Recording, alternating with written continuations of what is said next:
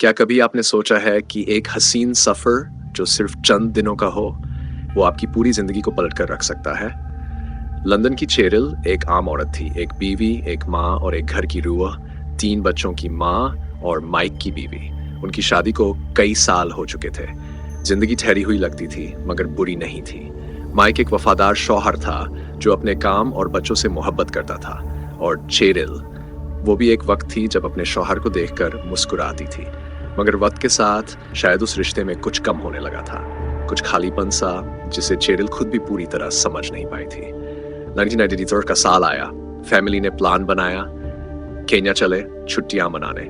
Africa का वो हिस्सा जहां जंगल है, जानवर है और उन सबसे बढ़कर वो लोग हैं जो सदियों से अपने कबीले, अपनी तहजीब और अपने अंदाज में जीते आए हैं। केन्या की वादियां, उसका सूरज, वो रेत, सब कुछ मानो किसी दूसरी दुनिया से आया हो। और फिर चेरिल की नजर पड़ी एक मसाई नौजवान पर, डैनियल। लंबा गठीला जिस्म, गहरे रंग की त्वचा, आंखों में अजीब सी चमक। वो मसाई कबीले का रक्स पेश कर रहा था, मगर चेरिल को लग रहा था कि वो रक्स उसकी रूह को छू रहा है। वो कुछ दिनों की एक मुलाकात थी, लेकिन हर दिन जैसे किसी नई किताब पढ़ना होता गया। कभी वो दोनों जंगल की सैर करते, कभी आग के पास बैठकर बातें करते। डैनियल उसे अपने कबीले की रस्मों के बारे में बताता और चेरिल अपनी पुरानी शादी, अपने बच्चों और उस प्यार के बारे में जो अब किताब की तरह बंद हो चुका था। और फिर एक दिन चेरिल ने खुद से वो सवाल किया, क्या मैं वाकई खुश हूं? उस सवाल का जवाब शायद डैनियल की मुस्कान में था, या शायद उस आजादी में जो उसे पहली बार महसूस हो रही थी। और फिर उसने फैसला कर लिया, ऐसा फैसला जिसे सुनकर पूरा लंदन हिल गया। वो वापस इंग्लैंड लौटी, लेकिन अपने शौहर और बच्चों के पास नहीं, बल्कि डैनियल के साथ।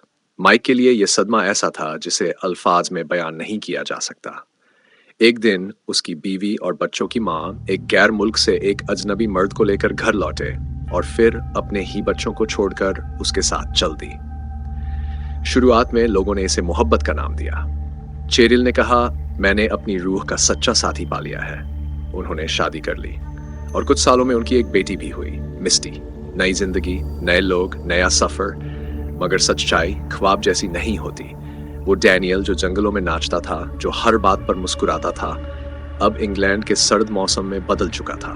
अब वो नाच नहीं रहा था, अब वो सिर्फ बैठा रहता था। मसाई कबीले का जंगजू अब एक आम इंसान बन चुका था, और शायद उससे भी कम।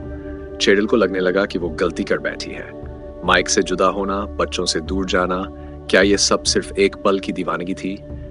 डैनियल अब बात बात पर गुस्सा करता था। उसके पास ना तो नौकरी थी, ना ही कोई सपना, और सबसे बड़ा दुख, वो चेरिल को समझता ही नहीं था। वो मोहब्बत जो जंगल में आग की तरह लग रही थी, अब राख बन चुकी थी। कुछ सालों में ही चेरिल फिर से तन्हा हो गई, मगर इस बार उसके पास न माइक था, न बच्चे, सिर्फ पछतावा था। लोगों ने उसे बेवफा कहा, दीवानी कहा, मगर शायद सबसे बड़ा इल्जाम उसकी अपनी रूह ने लगाया। तू खुद से बेवफा हुई। उसकी बेटी मिस्टी अब बड़ी हो रही थी, और वो हर रोज अपनी माँ की आंखों में वो सवाल देखती थी, क्या तुम आज भी उससे प्यार करती हो? चेरिल आज भी उस सवाल का जवाब ढूंढती है। तो क्या ये मोहब्बत थी, या कोई जुनून, या बस एक लम्हे की गलती?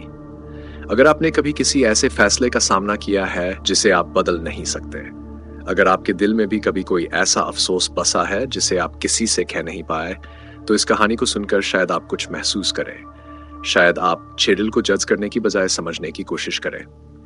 अगर इस कहानी ने आपके दिल को छू लिया हो, तो इस वीडियो को लाइक करें, कमेंट करें।